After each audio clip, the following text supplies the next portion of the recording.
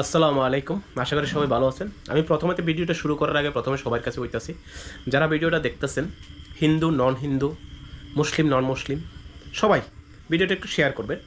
Actually বিগত এক দুদিন ধরে দেখতেছি বিশাল করে একটা ওয়াক্ফ বিল, অ্যামেন্ডমেন্ট বিল, যে আইন, এখন এটা বিল না, এটা আইনে হয়ে আছে। এই আইনের বিরুদ্ধে সংখ্যালঘু মুসলমানরা শুরু করে আরও অন্যান্য কিছু পলিটিক্যাল নেতা, এটার ভিতরে একটা বিক্ষোভ সমাবেশ যেটা হওয়ার কথা ছিল, এখানে অনেকে উপস্থিত ছিল, তেপ্রামাতা থেকে শুরু করে সমস্ত দলের বা রাজনৈতিক দলের ঊর্ধ্বে এটা।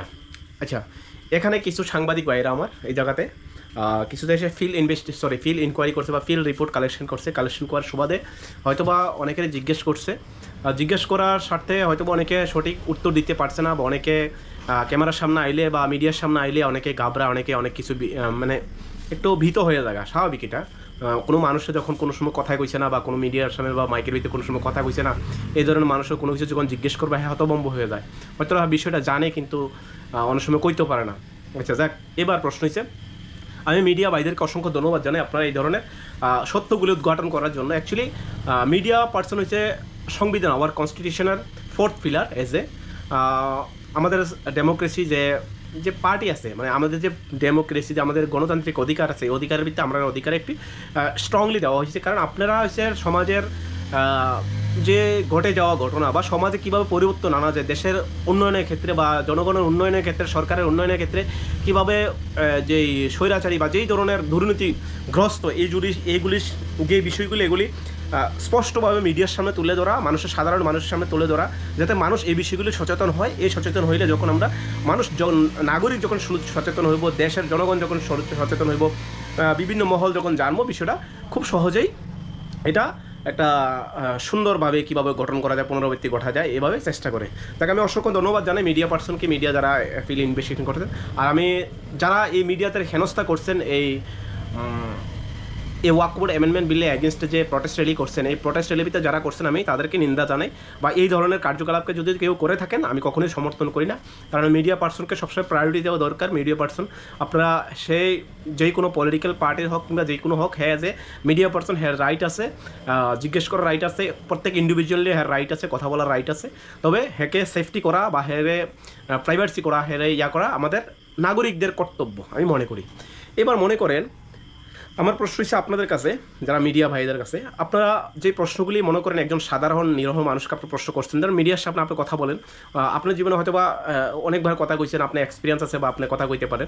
আপনাকে যদি হঠাৎ করে যখন আপনার ফার্স্ট টাইমে যদি দেওয়া হয়, বা আপনার পরিবারের কাউকে দেওয়া হয় মিডিয়ার সামনে, প্রেসের সামনে বা কোনো ক্যামেরার সামনে, আমি আশা করি তারা হয়তো বা ফার্স্টলি হতভম্ব হয়ে যাবো, বা একটা জিনিস জানা সত্ত্বেও তারা ওপেনলি এক্সপ্লেইন করতে পারতো না, বা সেটা কইতে পারতো না, কারণ হেতা হতভম্ব হয়ে থাকা ক্যামেরার সামনে আইলে। তাইলে আচ্ছা, এই বিষয়গুলি যারাই করছে, যদি কোনো মিডিয়া পার্সনকে কেউ হেনস্থা করে থাকেন, এটা খুবই নিন্দনীয় ঘটনা। আর তাদের বিরুদ্ধে একটু আগে দেখলাম বিশালগড় প্রেস যে ক্লাব আছে, তারা এফআইআর করছে। অবশ্যই এটা করা দরকার, কারণ এই বিষয়গুলি একটু দরকার। যাই হোক, এই হচ্ছে কথা। এবার মিডিয়া পার্সনকে আমি রিকোয়েস্ট করবো, আপনারা এই রাজ্যের গণতান্ত্রিক অধিকার আছে, প্রত্যেকটা মানুষের গণতান্ত্রিক মৌলিক অধিকার আছে, ফান্ডামেন্টাল রাইটস আছে। কতজনের সম্পর্কে আপনারা যখন এই রাজ্যে প্রতিনিয়ত কোথাও না কোথাও যখন বাংলাদেশ কোনো ঘটনা হয়, হিন্দুদের উপরে তীব্র মুসলমান মাইর খায়, ঠিক আছে না? মায়ানমার কোনো ঘটনা, পাকিস্তান কোনো ঘটনা, অন্যান্য রাষ্ট্রে কোনো ঘটনা হলে এর প্রতিফলন ত্রিপুরা রাজ্যে হয়। এই ত্রিপুরা রাজ্যে সংখ্যালঘু মুসলমানরা বসবাস করে, প্রতিনিয়ত তাদের উপর নির্যাতন হয়। আচ্ছা, দেখ, এটা বিষয় ত্রিপুরাতে প্রতিনিয়ত ট্রাইবাল, বাঙালি, হিন্দু, মুসলিম, এটা ওখানে একটা খুব ট্রেন্ডিংয়ে আছে। এই বিষয়গুলো নিয়ে আপনি কতজন মন্ত্রীকে বা কতজন এমএলএ বা কতজন নেড়া মন্ত্রী আপনারা প্রশ্ন করছেন, আমি জানি না, হয়তো বা এই সাহসটা আপনাদের নাই প্রশ্ন করার, এই অ্যাবিলিটিটা আপনাদের নাই। শুধু সাধারণ নিরহ মানুষ দেখলে, এটা সমাজের প্রত্যেকটা ক্ষেত্রেই মানুষ কী করে জানেন, যখন কোনো অর্থবড়ি বা কোনো তালবড়ি মানুষ দেখো, হ্যাঁ সবাই আমরা ভয় করি, হ্যাঁ সাথে কোনো কথোপকথন করি না, হ্যাঁ সাথে আমরা একটা রেসপেক্ট, তার কাছে সবসময় একটা করি। তো এই বিষয়গুলি ভাববার অনেক চিন্তা আছে। তো এই বিষয়গুলি মাথায় রাখেন। অ্যাকচুয়ালি এখানে একটা নিরহ মানুষকে করেন, এটা মোটেও আপনার ডিউটি আপনি পালন করছে, সেটার জন্য আপনাকে ধন্যবাদ জানাই। তবে প্রত্যেকটা বিষয় যদি এভাবে উদ্ঘাটন করতেন, মনে করেন একটা এক্সাম্পল দিতেছি, সুধাংশু দাস যে পোস্টগুলি করতেছে, কতজন মিডিয়া পার্সনের বা কতজন মিডিয়া পার্সন আপনার অ্যাবিলিটি আছে বা ক্ষমতা আছে সুধাংশু দাসের যে একটা প্রশ্ন করার জন্য, আপনার হিম্মত নাই। আপনার এই মিডিয়াগুলি করেন, আপনার একটা সোশ্যাল মিডিয়া একটা পোস্ট পাইছেন, মনে করেন আমি একটা পোস্ট করছি, আমার পোস্ট নিয়ে আপনার নিউজ চ্যানেলে পোস্ট করেন, এমন হাজার লাখো আছে। একটা মিডিয়া পার্সনের ডিউটি কি জানেন? একটা মিডিয়া পার্সনের ডিউটি, একটা জার্নালিস্টের ডিউটি কি জানেন?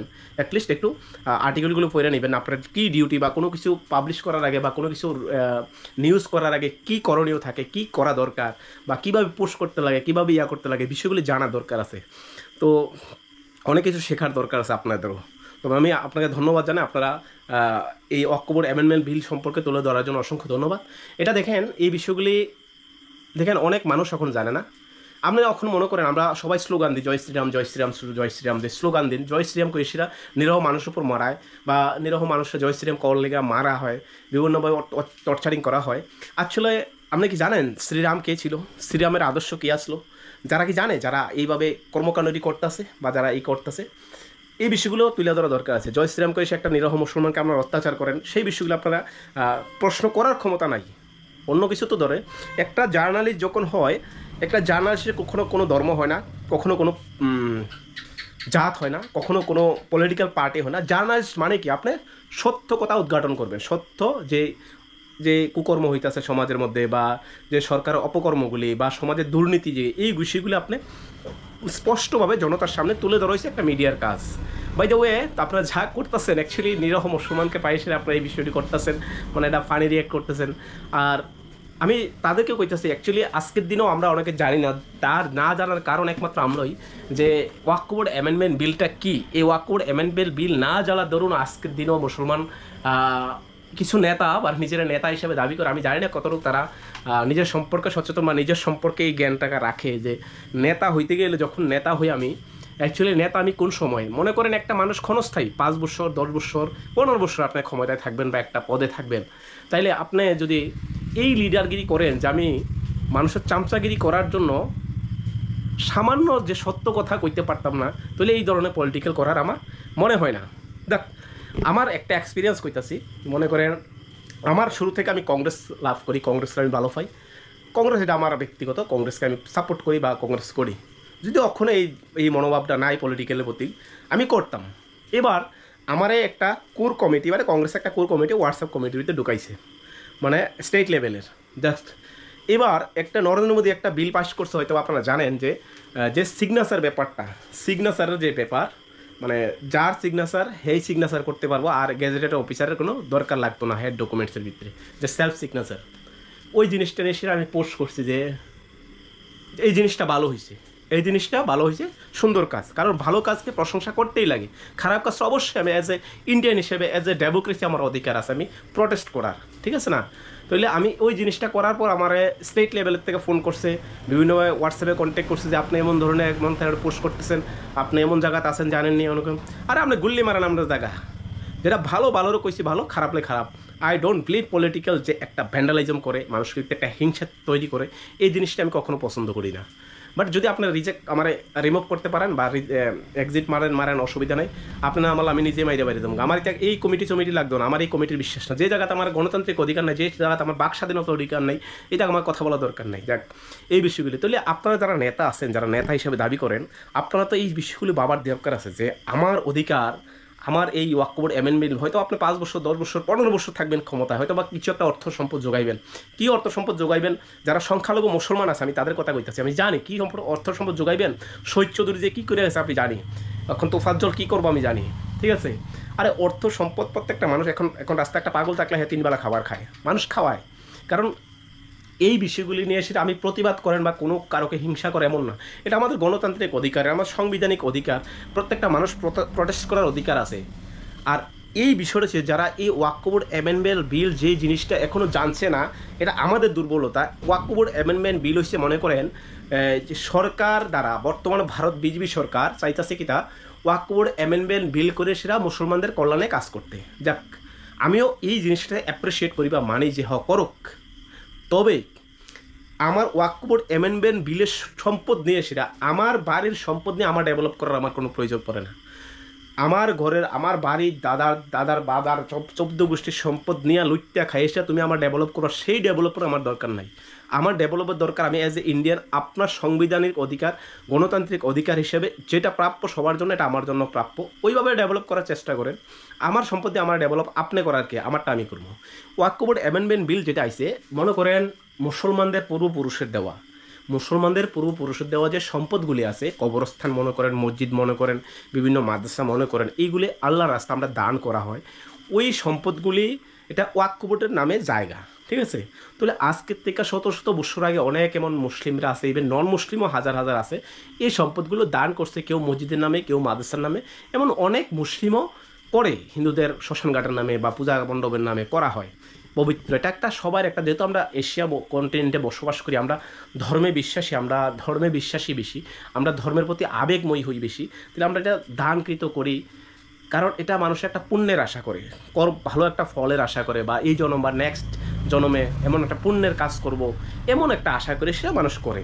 তাহলে এই বিষয়গুলি যখন দান করা হয়, এটা সম্পূর্ণ ব্যক্তিগত থাকে, এটা সরকারের না।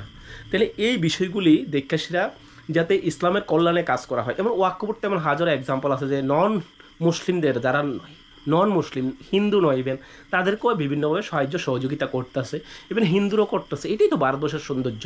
তাইলে এখানে হিন্দু মুসলিম মানে পার্টি, পলিটিক্যাল, বিজেপি, এই জিনিস আওয়া কি দরকার? প্রত্যেকটা মানুষের অধিকার আছে। আপনি বিজেপি করেন, এটা আপনার গণতান্ত্রিক অধিকার, সাংবিধানিক অধিকার, আপনি করতেই পারেন, আপনি যেই খুশি এটা করতে পারেন, আপনার অধিকার, করেন, অসুবিধা নেই। তাইলে মনে করেন অন্য পলিটিক্যাল পার্টি যারা তিপ্রাস আছে, তারাও তো বিভিন্ন পলিটিক্যাল পার্টি করে, যখন তারা জাতির ক্ষেত্রে বা কোনো বিষয়ের ক্ষেত্রে হয়, তারা সবাই একসাথে একত্রিত হিসেবে প্রটেস্টটা করে বা প্রতিবাদ করে, ইভেন তারা সাকসেস হইতে আছে, এমন অনেক এক্সাম্পল আছে। তাহলে আমরা সময় কি আমরা বারবার একটা ডিভাইড সৃষ্টি করি আমরা ভিতরে বারবার হিন্দু মুসলিম আয় পড়ে কেন আইবে এই বিষয়গুলি? হিন্দুরাও তো এমন অনেক, তাদেরও গণতান্ত্রিক অধিকার আছে। এই আইন বা এই বিল তো কোনো হিন্দুর বিরুদ্ধে না, এই আইন কোনো খ্রিস্টানের বিরুদ্ধে না, এটা আমার মৌলিক অধিকারের আইন, আমার সম্পদ রক্ষা করার আইন, আমার কবরস্থান বাঁচার আন্দোলন, আমার মসজিদ বাঁচার আন্দোলন, আমার মাদ্রাসা রক্ষা করার আন্দোলন। তাহলে এটা হিন্দুদের এগেনস্টে দাবি করি, ঠিক আছে না? তবে বিষয়গুলি ভাবেন, বুঝান, মানুষকে বোঝানো এখনও বাকি আছে। এই প্রসেসটা আমরা আরও স্ট্রংলি করতে লাগবো। গণতান্ত্রিক অধিকার এটা আমাদের, এটা যদিও এখন আইনে পরিণত হয়েছে। তাইলে যারা বিজিবির অনেক অন্ধভক্ত আছে, অনেকেরই আছে যে বিজিবি করে আবার করে মুসলমান আছে, বা বিভিন্ন সোশ্যাল মিডিয়ার ভিত্তিতে মানে একটা ফানি করতেছে বা কটূক্তি করতেছে। আমি তাদের উদ্দেশ্যে কইতাছি, ভাই, সময় ক্ষমতা সব সময় থাকে না, সৃষ্টিকর্তা মানুষকে দেয় না। আপনি জানেন আজকে আপনার কোটি টাকা আপনি আপনার রাস্তার ফকিরও হইতে পারেন। তাইলে দিনের সাথে বা ইসলামের সাথে কখনো গাদ্দারি করার চেষ্টা করবেন না। পৃথিবীর অনেক শক্তিশালী আছে, ফেরাউনও শক্তিশালী আসলো, ফেরাউনের কথাটাও মনে রাখবেন, ফেরাউন আজকের কী অবস্থা। এমন হাজারো ইতিহাস আছে। আপনি ধর্মকে নাই বিশ্বাস করেন, আপনি কর্মটাকে বিশ্বাস করেন যে একটা মানুষের অধিকার আমি চিন্তাছি, একটা মানুষের অধিকার নিয়ে আমরা খেলামেলা করতেছি, এই বিষয়টা আদৌ কি ঠিক?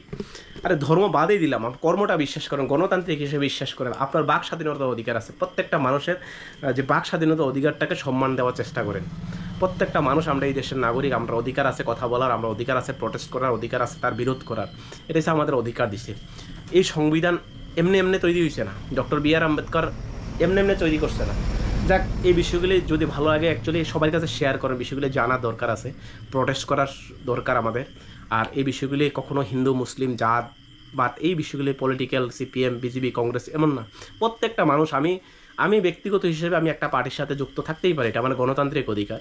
আপনিও থাকতে পারেন, এটা আপনার গণতান্ত্রিক অধিকার, সম্পূর্ণ ব্যক্তিগত বিষয়। যখন আমাদের সম্পদের বিষয় আছে, আমাদের প্রপার্টির বিষয় আছে, আমাদের পার্সোনাল প্রপার্টির বিষয় আছে, তাইলে এই বিষয়গুলি আর পলিটিক্যাল ভিত্তিতে ইনক্লুডেড থাকে না। এটা বিয়ন্ড দ্য পলিটিক্যাল পার্টি বা বিয়ন্ড দ্য কাস্ট কমিউনিটি সবাই। আর যারা গণতন্ত্রে বিশ্বাসী, ইভেন অনেক হাজারো নন মুসলিম আছে, তারা সাপোর্ট করতেছে। এটা তো একটা অন্যায় হইতেছে মুসলমান, সংখ্যালঘু মুসলমানদের এই দেশের। তাইলে এই বিষয়গুলো রাখা দরকার আছে। আর সুপ্রিম কোর্ট কী করছে আপনারা জানেন?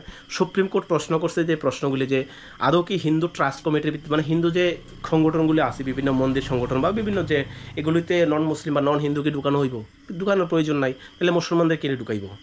আর কোনো ব্যক্তি, মানে সরকার কী ধরনের আইন আনছে মনে করেন, বিষয়টা সিম্পল। একটা মানুষ 5 বছর ওয়াক্ফ বোর্ডে কোনো সম্পদ দিতে গেলে, মানে ওয়াক্ফ বোর্ডে আপনার সম্পদ আপনি দিবেন, আপনি হন যে কোনো কাজটা হন, আপনি মনে করেন আপনার এলাকার ভিত্তিতে আপনি একজন হিন্দু, একটা জায়গা আছে আপনার, অনেক জায়গা আছে, আপনি মুসলমানের একটা মসজিদের জন্য জায়গা দিবেন, এমন তো হাজারো দিতেছে না? তাহলে আপনি 5 বছর আপনি ইসলাম প্র্যাকটিস করতে লাগবো। এটা কোন ধরনের আইন, কোন দেশের আইন? বাট এই বিষয়গুলি সম্পূর্ণ মানে সত্যি